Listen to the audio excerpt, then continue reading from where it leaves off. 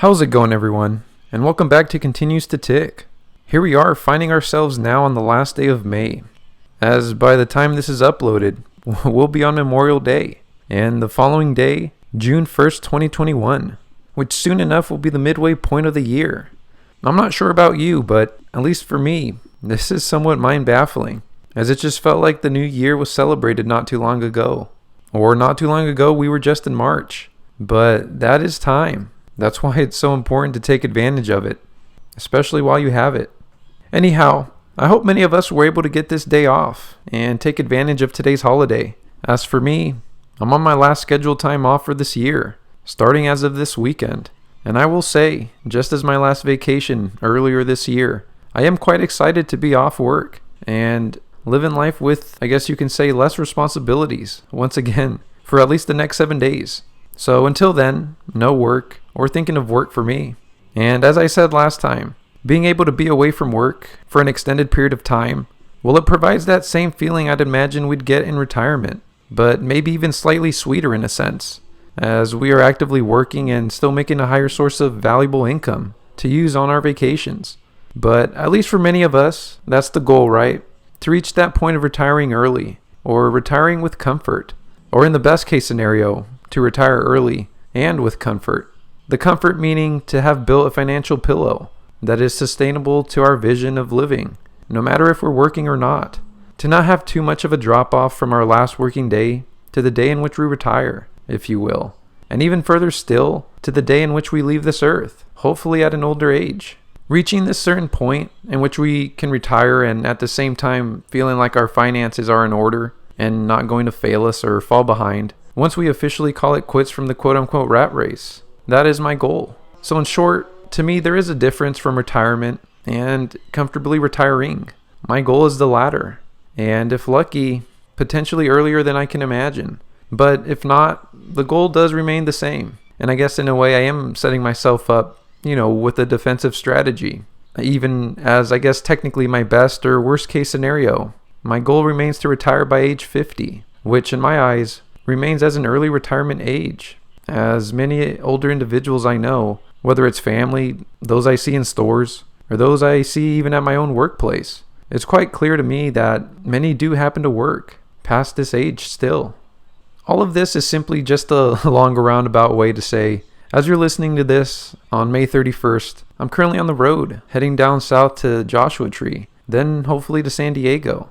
Heading down there with my girlfriend, my family, including my parents and sisters, and the dogs unfortunately were left behind on this one, but they remained in good hands. The idea remains to partake in some relaxation and a good pastime overall, and memory making as we got an Airbnb in the remote part of Joshua Tree and another by the coast in San Diego.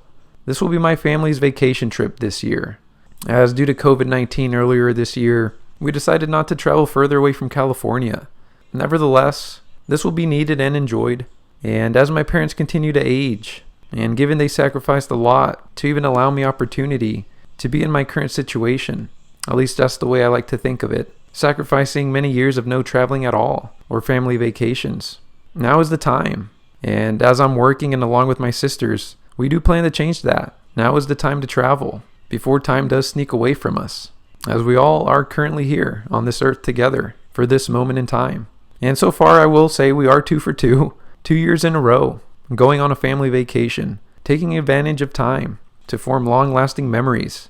And to me, as I continually get older, but even now as I catch myself working full-time, having my financial strategy in place, and being able to save some money aside for traveling, going on these family trips is a priority to me. And the funny thing is, last year was actually our first ever actual family vacation trip. And fun fact, I was already doing my dividend portfolio on YouTube at that time, on that last trip. Maybe the real OG subscribers can recall that. I can't even remember what video that was on, but I'll probably find it, edit a little clip into here. But needless to say, so nice to see here we are, once again. And a great way to show you that time does tend to pass. And this past weekend was the first time that now that I'm able to work and I am able to be fortunate enough to make some money, I was able to host and invite my close family, my mother, my father, my 2 sisters, their dog, my girlfriend, our puppy, and myself just to a nice little family outing, and it was actually quite nice. It was up on the northern coast. It was in Manchester, California. But nevertheless, I do like to share segments of my life on this journey. And sure, it's all about dividend investing, documenting the process of retiring on dividends, or with the assistance of dividends. But as I routinely say, and say again, this process is long. And as my channel name infers, time doesn't stop. And I will be here as it continues to tick. And with that will come multiple segments of my life, hopefully, if I'm lucky, over time. Sharing with you different aging stages or periods of this journey, all towards, of course, the ultimate goal, which is my goal to reach financial freedom. But as I do enjoy documenting this dividend journey, I just couldn't leave an empty week. So here we are. As you can see here this week, we finally crossed the $27,000 mark here in the Jesse's cash flow portfolio, currently sitting at $27,394, which is a pretty good sized cushion over the 27K mark. And as you can see here, all time on the portfolio, we currently sit at a 37.57% return. And this equates to $4,246 of overall gain, according to M1 Finance, here in the portfolio currently. Of this, $347 is marked as earned dividends, and for market gain, $3,898.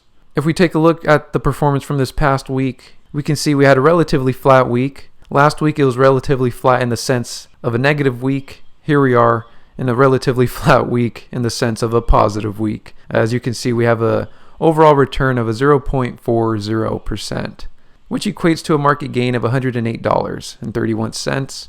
And of this, it says market gain is $97. I'm a little curious to understand better how M1 calculates the earned dividends here, because as you'll soon see, I got paid no dividends over this past week. It's something I do want to find out, and maybe I will. Or if you guys do happen to know, leave a comment down below. As you can see here, as I was saying, we had no action this week. So those earned dividends, it doesn't really show. I'm not really sure where it came from or where it's reflecting from. But here we are starting the week on May 26th with our deposit of $500. And this hasn't changed. Every single week we're depositing $500, no matter what the market is doing, no matter what the market says. Every single week we're funneling into this portfolio. And I believe that consistency, progression over time, in my mind, I think that is the key. And we'll see with time if it actually is. But as you can see here, we are with one of the smallest snowballs. It's barely snow. It might be ice at this point, just a little cube of ice. But here we are nevertheless with 44 cents of snowball action. But hey, those 44 cents, it's more than my $500 alone being put into it. And I think over time, it all counts. But that's going to wrap it up for this week's video. It's a relatively short video this week, but I am looking forward to this upcoming trip, being on the road with the people that I love and care about the most.